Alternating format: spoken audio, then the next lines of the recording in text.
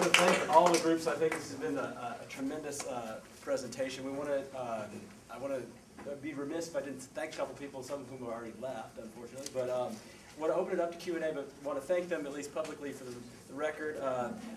Both Nisha Krishnan, who has been the research assistant in support of the class and has done tremendous work. PRP, Gary Hamilton, who has been above and beyond, has attended a whole host of the lectures and has been a true supporter of the class throughout. I'd also like to thank the Energy Institute for their financial support for the PRP, as well as Peter Ward, who was able to facilitate through the PRI Awards repurposing in honor of Shama Gankar her research funds that would have gone for her PRP, a tremendous loss to the school. And we were really grateful that some of the funds for her course supported the PRP in field work by students who were able to go to DC, New York, San Francisco, and carry out interviews in support of the PRP. But I want to take a few minutes. We've got ample time for Q&A, and so I'll field them, and then we can have the folks answer at their leisure. So, yeah, right here, sure. I have a question. So the last group made some good points about the shale gas revolution and the possibility for switching coal for gas. I wondered whether, but that is possible because of fracking and horizontal drilling, which also makes possible a lot more oil development. So the U.S. is now a major oil producer.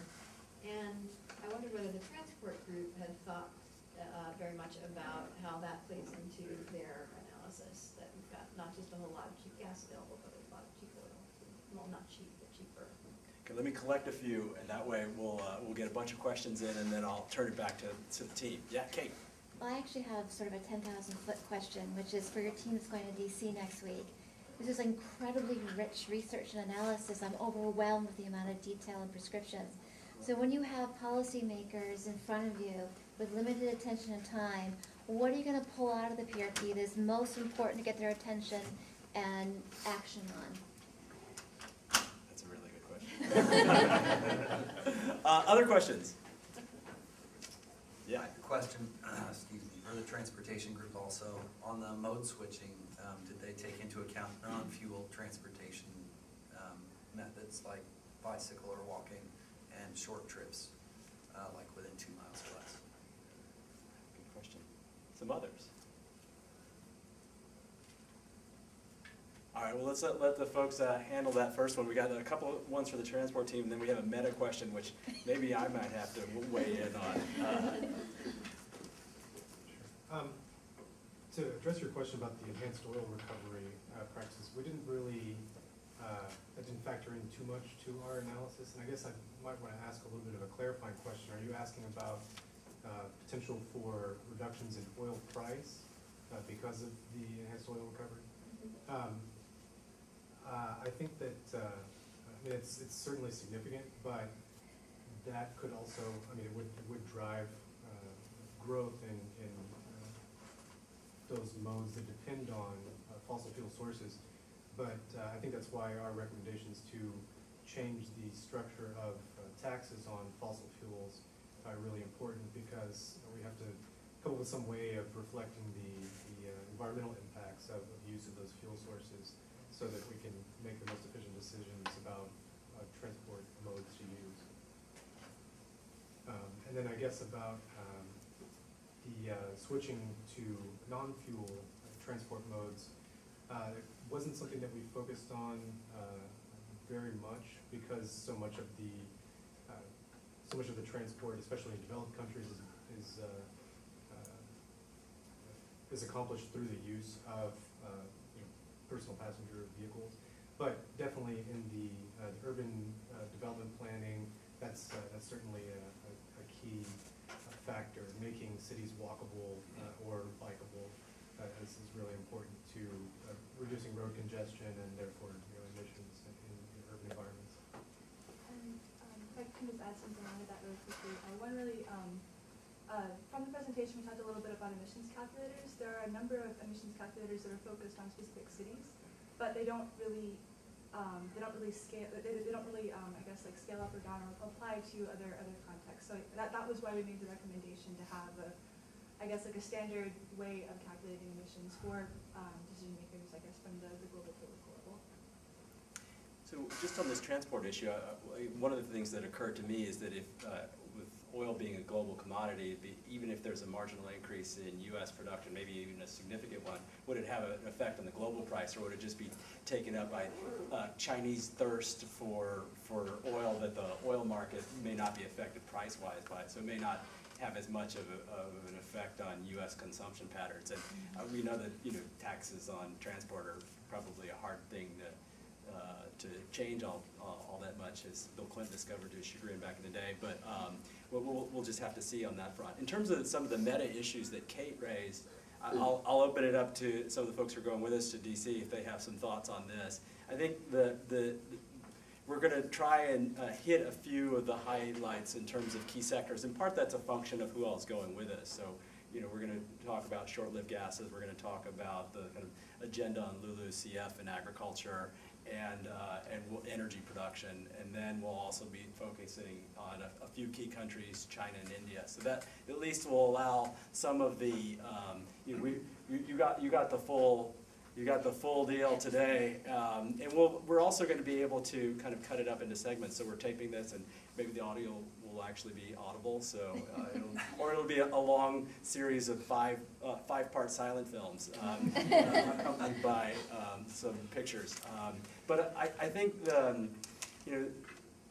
our effort was to try to give some advice that focused on a handful of key countries, and China and India, the U.S. and EU loom large across that, and then in particular, sub-areas like LULUCF, it's Brazil and Indonesia. So I think we still have some work to do between now and then to try to figure out what the real distillation of it is. I think we're going to try to move in that direction.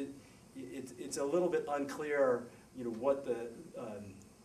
what the actionable advice is on all these fronts. One of the projects that we want to continue over the course of the summer is what are the implications then for the international arena of these findings? Because we focused strongly on domestic implementation challenges, and I think there are large opportunities for realizing emissions reductions, but there are real constraints, both financial and capacity constraints, particularly in India on the capacity side and finance side, China maybe more on the capacity side.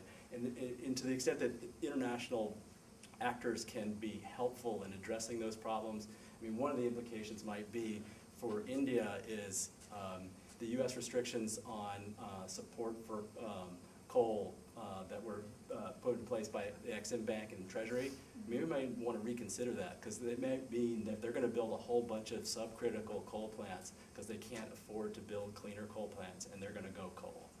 The other implication would be readdressing our support for the ban by the World Bank on financing coal plants.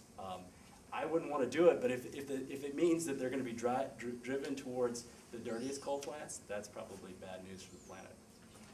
Other questions for the other groups? I'm hogging, so yeah, let me go right here. I have a question, I guess it's for anybody. So we saw a list of recommendations. This kind of builds on that. I mean, what were the criteria for in terms of the recommendations you make? And are you guys going to try and see if you can maybe try and map those to? So some countries have impediments that differ from others. Like in our country, we have a very decentralized system. It's hard to make coordinated actions. China could make coordinated actions if they wanted to, but there are obstructions elsewhere. So how are we trying to kind of like triage what is a wealth of information and recommendations into something that policymakers can key in on? Yeah, let me take a couple more. And I had one for the land use group. Given the constant growth in population and the recommendation to support reforestation and afforestation policies, is the group assuming an improvement in growing techniques would offset the amount of agricultural land that would be taken out of production to still be able to feed that increasing population? Good question. Other questions? Any other ones in the field? So, so this is similar to Kate's question of what do you do with all this? And then the growing food needs for their possible impact on land if you're going to take some of that maybe out of circulation and keep it forested. Anybody want to weigh in on either of those? I can take the, I'm just typing in this one. So yeah, that's a good point, but I think it's by 2050, agriculture production is gonna have to increase by like 60% to feed the world's population. But if you look at a place like Indonesia, most of the farmland is used for palm, which is not necessary to feed people necessarily. So if they focus more on producing more crops that are actually going to focus on feeding the population, then I think that would be a helpful idea there. In Brazil, the biggest driver of deforestation is meat production.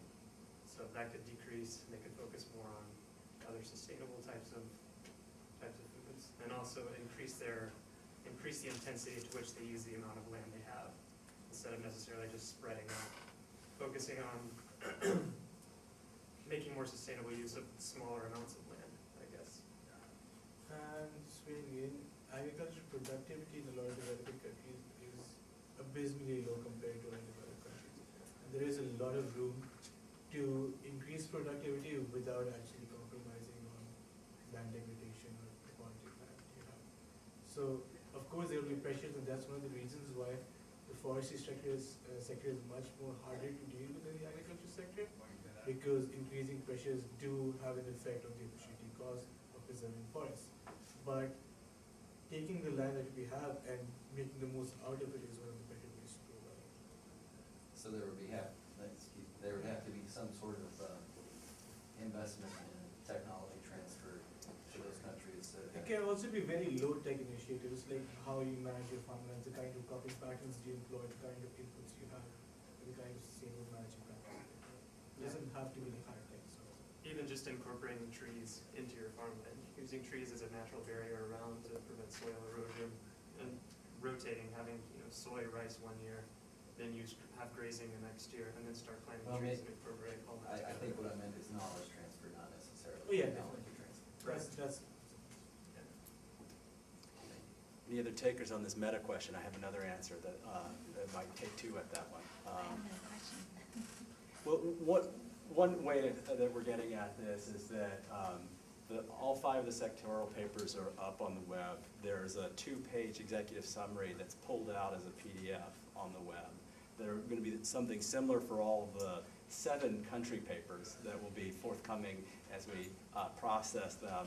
And then Nisha and I are working on an executive summary of the executive summaries. And so that is our moment of, our Zen moment of how do you take our 5 2-page executive summaries and turn them into a 2-page summary of a 10 or a 4-page, which is probably a 4-page. That's more process oriented. In terms of substantive, I think that's one thing that we're struggling with is, there may be discrete lessons for particular countries, or they're discrete lessons for particular sectors. We've kind of given you both the sectoral look and some intuitions about individual countries, and I think we'll try to blend those in that 4-page executive summary, and once that's released, I'll send it to you, and you can tell us if, have we got it right in terms of what our distilled lessons are for policymakers. I think that's one of the things that's kind of a work in progress. And I'm going to tack onto that. So the country papers really look at each of these countries that we're focused on, looks at things like what is the concentration of production, so how easy will it actually be? So are you looking at 50,000 producers that you need to kind of look at, or are you looking at only 3 companies that are actually going to be responsible for this? And so the country papers really get to that question I think that you're asking for. So they kind of bring everything together. So insofar as we've kind of poached things from the sector paper, it's only so that we have the political and sort of the actual mode of production analysis that goes into that. So. And just to kind of give you a little bit more intuitions about how we're trying to think about the problem, it seems like an undifferentiated problem if it's seen as like a global public good that is, everyone has to take action on. But if you realize that it's 15 political actors, and then if you realize that within that some sectors are more important than others, and then within individual sectors there may be concentrated production, and so it's basically these 3, palm oil producers, and they control, 60% of the market or something like that, then that really tells you that it's this country and these companies. And then that gives you a little bit more of, we gotta narrow our efforts on these main players. And the other things that are more diffuse, like, if we're trying to tell 400 million African women to change their cook stove practices, that may be really hard. I mean, we've got some of that within the cook stove sector on short-lived gases, but that was really thinking about where are the real opportunities for breakthroughs on that. And to the extent that we're focusing our energies on the big players and the big sources, we're more likely to have traction. I think that gets back to the issue of why the transport group is thinking, we can marginally make a dent in emissions by encouraging people to walk, but that's probably infinitesimal, small amounts of contribution to avoided emissions. And so it's like, okay, what are the things that are going to get us there? Other questions, or other folks want to weigh in? I would say, especially for the transport group, an important thing for us is that a lot of our solutions have these co-benefits of improving local air quality and enhancing energy security. So it's not so much about convincing people to be benevolent and endure costs. And luckily for us, a lot of the technology improvements actually reduce costs in the long run. So trying to find those solutions that are cost effective and provide these other important benefits is really a key strategy, I think. And I think, just to elaborate on that point, I think that is the central message that comes out of this. That countries like China and India may do things not because of climate change, but because it's in their interest for other reasons, because of air pollution and energy security.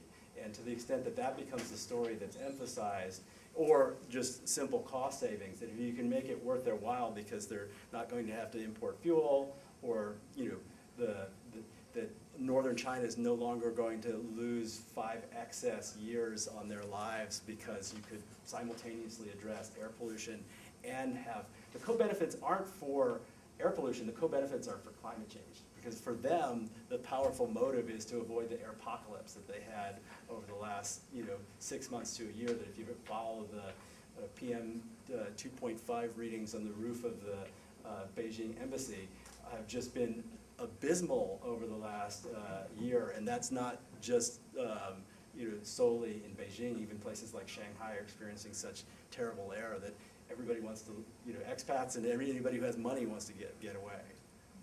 Other questions that we can, or other folks want to weigh in from the teams? Yeah, Spencer.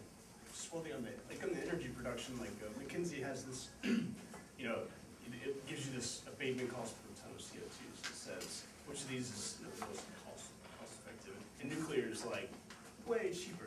If we just convince the world that nuclear power, it's just kind of this. It's a little bit of judgment, and then looking at the data, seeing what's the biggest changers, and then kind of using your kind of knowledge of the environment. Like you're never going to convince Europe that, or Fukushima, Japan. Well, I think we've actually reached the witching hour, and so I want to thank all of you, want to thank the students, want to thank all of the supporters, and thanks again for coming.